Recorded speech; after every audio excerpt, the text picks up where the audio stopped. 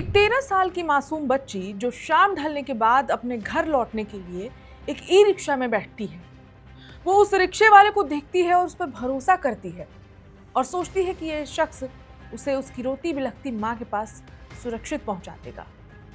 लेकिन वो रिक्शा वाला उसे घर नहीं बल्कि साक्षात नर्क के उस दरवाजे पर छोड़ आता है जहां इंसानियत की हर सीमा को तार तार कर दिया जाता है।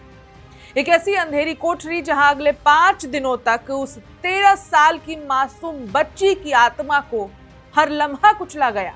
आज हम आपको राजस्थान के श्रीगंगानगर की उस खौफनाक, रोंगटे खड़े करने वाली और दिल दहला देने वाली वारदात की पूरी इनसाइड स्टोरी बताने जा रहे हैं, जिसने पूरे देश की सोई हुई आत्मा को झकझोर कर रख दिया है। एक ऐसी खौफनाक कहानी जहां एक तरफ 13 साल की एक बेबस मासूम थी और दूसरी तरफ उस पर भूखे भेड़ियों की तरह टूट पड़ने वाले 32 दरिंदे। आप सही सुन रहे हैं, एक मासूम बच्ची जो 13 साल की है और 32 दरिंदे हैं। 1 2 5 10 नहीं, 32।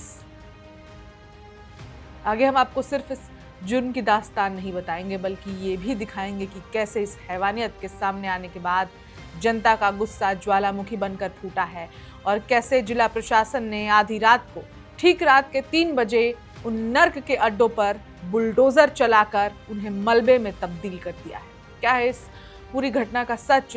कैसे एक ई रिक्शा वाला इस पूरे नेक्सस का मास्टरमाइंड निकला और क्या वाकई उस मासूम को इंसाफ मिल पाया है? चलिए जानते हैं इस पूरी स्पेशल रिपोर्ट में। नमस्कार, मेरा नाम है ऋचा पराशर और आप देख रहे हैं वन इंडिया हिंदी। कैसे शुरू हुआ ये खौफनाक सफर? इस खौफनाक कहानी की शुरुआत होती है 18 जून को राजस्थान का सीमावर्ती जिला श्रीगंगानगर। 13 साल की ये नाबालिग बच्ची अपनी एक सहेली से मिलने के लिए अपने घर करीब 100 किलोमीटर दूर श्री विजयनगर गई थी। घर से दूर गई थी। दिन ढल चुका था। परिवार को उम्मीद थी कि बच्ची शाम तक तो घर लौट ही आएगी, लेकिन अचानक उसका मोबाइल बंद हो गया, संपर्क टूट गया। उधर घर पर मां का रो रो कर बुरा हाल था। हर रिश्तेदार के यहाँ फोन घुमाए जा रहे थे, लेकिन बच्ची का कहीं कोई सुराग नहीं था। उसी रात वो बच्ची जैसे तैसे बस पकड़कर वापस श्रीगंगानगर बस स्टैंड पहुंचती है। रात का वक्त था, चारों तरफ सन्नाटा और सुनसान सड़कें। अपने घर पहुंचने की जल्दी में और डर के साए में वो बस स्टैंड के बाहर खड़े एक ई रिक्शा पर बैठ जाती है। उस ई रिक्शा को चलाने वाले का नाम था राम बाबू। राम बाबू ने बातों ही बातों में उस मासूम का भरोसा जीता। उसने कहा, बेटी डरो मत, मैं तुम्हें बिल्कुल सुरक्षित तुम्हारे घर छोड़ दूंगा। एक 13 साल की बच्ची उस जल्लाद के इरादों को कैसे समझ पाती? उसने मान लिया कि वो रिक्शा वाला कोई मददगार है, लेकिन राम बाबू के दिमाग में तो शैतान सवार था। उसने गाड़ी को घर की तरफ मोड़ने के बजाय चंद रुपयों के लालच में उस बच्ची को श्रीगंगानगर के होटल जॉय इन के मालिक और मैनेजर के हवाले कर दिया। 4 होटल और 32 दरिंदों का वहशीपन। यहां से शुरू होता है वो घिनौना और रोंगटे खड़े कर देने वाला खेल, जिसे सुनकर किसी भी सभ्य समाज का कलेजा मुंह को आ जाएगा। ई रिक्शा चालक राम बाबू और होटल मालिकों के बीच सौदा हो चुका था। इसके बाद उस मासूम बच्ची को एक खिलौने की तरह होटल से दूसरे होटल और उसमें शिफ्ट किया जाने लगा। पुलिस की तफ्तीश में जो बात सामने आई है वो रूह कपा देने वाली है। Hotel Joy Inn, hotel Khungar, hotel Sapphire और बीरबल चौक के पास मौजूद होटल ड्रीम, ये 4 नाम हैं। इन नामों को भी याद रखिए आप। इन्हीं बंद होटल और इन्हीं बंद कमरों और होटल के दरवाजों के पीछे एक बच्ची के साथ खूंखार और वहशीपन की हदें पार की गई। इन 4 होटलों को उस मासूम के लिए जीता जागता नर्क बना दिया गया था। होटल के मालिकों और मैनेजरों ने 5 दिनों के भीतर उस बच्ची को 1 2 नहीं बल्कि 30 से ज्यादा लोगों के सामने परोस दिया। छोटी सी बच्ची, दिन हो या रात हो, उस मासूम पर दरिंदे टूट पड़ते थे। पुलिस की शुरुआती जांच के मुताबिक कुल 32 लोगों ने उस 13 साल की बच्ची के साथ सामूहिक दुष्कर्म किया और क्रूरता की हद तो देखिए। जब वो बच्ची दर्द से तड़पती थी, चीखती चिल्लाती थी, तो वो दरिंदे उसकी आवाज को दबाने के लिए उसे जबरदस्ती शराब पिला देते थे ताकि वो बेहोश हो जाए और ये लोग अपनी हवस का गंदा खेल जारी रख सके। जब मैं ये खबर पढ़ रही हूं तो मुझे लग रहा है कि अगर वो लोग सामने आ जाए तो पता नहीं, जनता तो छोड़िए, मैं ही उनका क्या कर दूं। और ऐसे लोग समाज में खुलेआम घूमते हैं और हमें और आपको मालूम भी नहीं होता कि ये इंसानी चेहरों के पीछे कैसे घटिया भेड़िया दरिंदे छुपे हुए हैं। हैवानियत की हद यही खत्म नहीं हुई। एक होटल के मैनेजर ने तो उस मासूम बच्ची की तस्वीरें खींचकर सोशल मीडिया पर कुछ रईस जादू और अपराधियों को भेज दी ताकि इस धंधे को और बढ़ाया जा सके। लेकिन उन्हें क्या पता था कि यही तस्वीरें एक दिन उनके काल का कारण बनेंगी। आधी रात को पुलिस का छापा और रेस्क्यू। उधर 22 जून तक जब बच्ची घर नहीं लौटी तो रोती बिलखती मां हिम्मत जुटाकर श्रीगंगानगर के सदर पुलिस थाने पहुंची। मां ने रोते हुए अपनी बच्ची की गुमशुदगी की रिपोर्ट दर्ज कराई। लेकिन पुलिस को इस एफआईआर से पहले ही अपने मुखबिरों के जरिए शहर के होटलों में चल रहे इस गंदे खेल की भनक लग चुकी थी।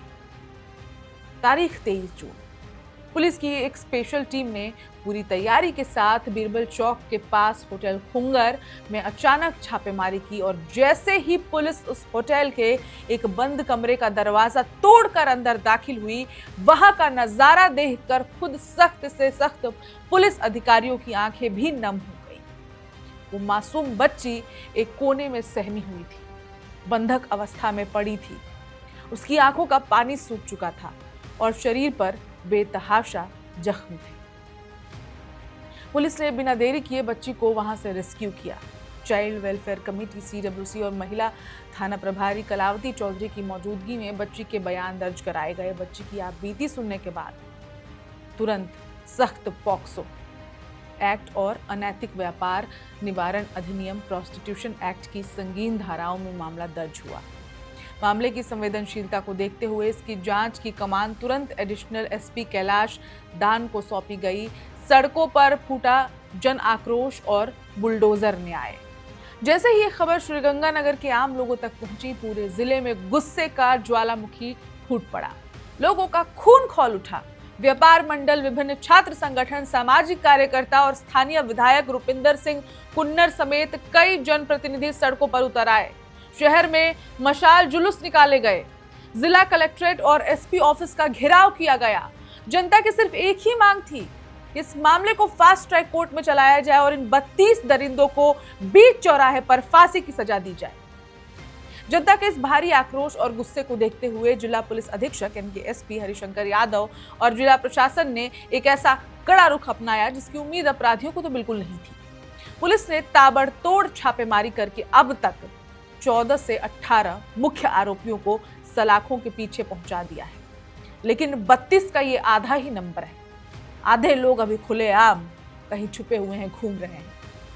हालांकि जिनकी अरेस्टिंग हुई है इनमें मुख्य साजिशकर्ता ई रिक्शा चालक रामबाबू, होटल मालिक मयंक सेन और मैनेजर हरदीप नाथ और सचिन शामिल हैं। लेकिन असली थ्रिलर तो अभी बाकी था।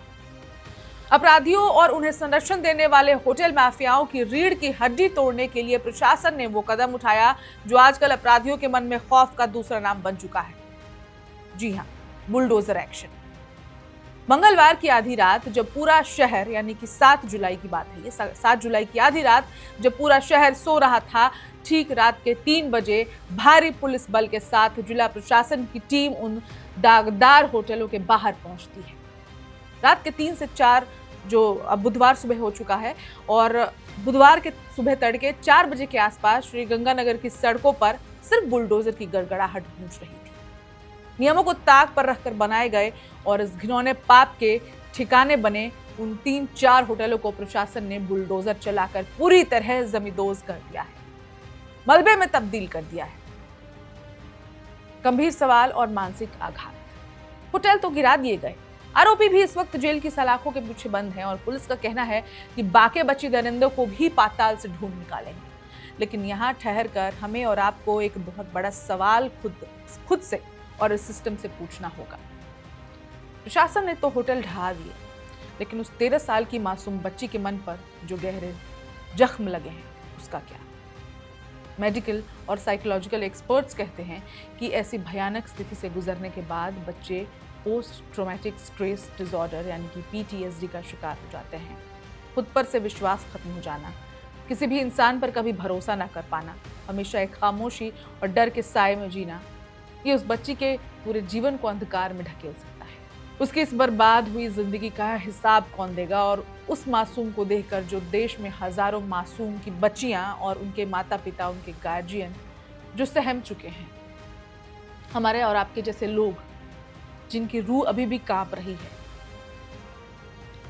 वो सब इससे कैसे आगे बढ़ेंगे?